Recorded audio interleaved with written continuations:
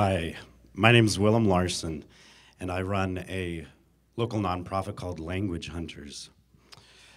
And not surprisingly, tonight I'm going to talk about language hunting, something that I feel really passionate about. So what I'd like you to do is imagine that you could become fluent in any language in a matter of hours and days, rather than months and years. And that you could do this, you could become fluent through conversation games. Everyday, playful conversations with other speakers. And that you could teach your family, your friends, your colleagues to do the same. Well, essentially, that's language hunting.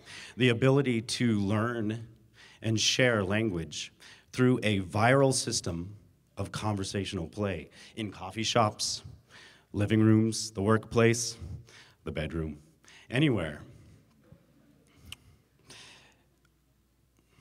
So, if you do this by becoming a language hunter, it opens up the possibility that you and your community can become radically multilingual.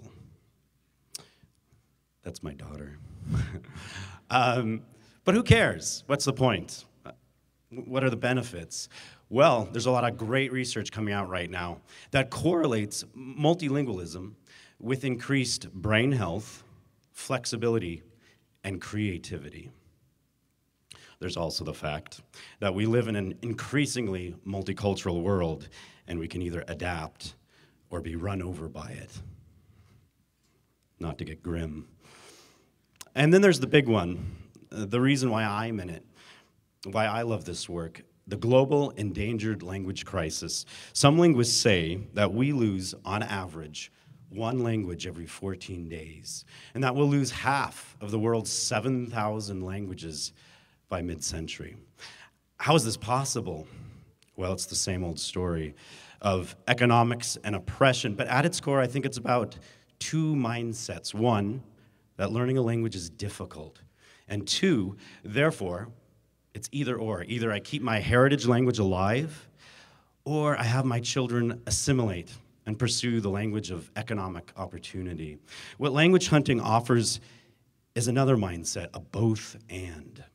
Both keep my heritage language alive and pursue the language of economic opportunity and connect with my neighbors through their languages. That, in fact, our communities can become hotbeds of language activism, conversation, and play where everyone is a teacher. So what does it look like? How does it work? Well, it's essentially a game, a conversation game in a Zen-like environment with simple iconic props like a rock and a stick, a full cup and an empty cup. By pairing gestures and emoting with spoken language, and starting with that simplest of childhood questions, what is that?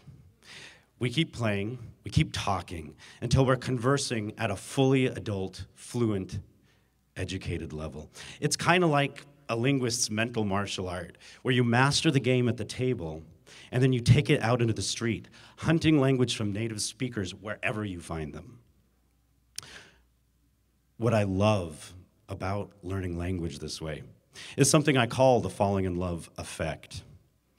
Just imagine that you're a native speaker of a language that's far from home, and out of the mouth of someone you just met minutes ago, you're hearing the conversations of your childhood, your family, your village, how touched you'd be, how complimented, and how exhilarating that would feel. And for me as a language hunter, how addictive it is to connect in such a deeply meaningful way with someone.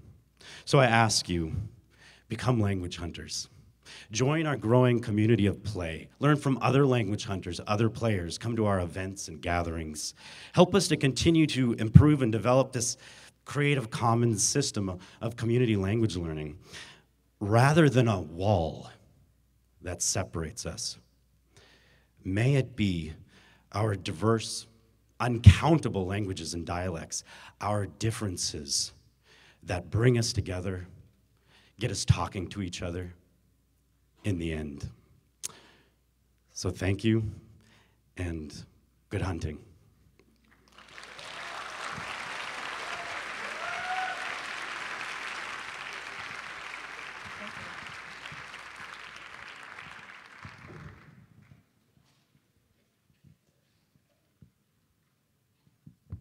Hi.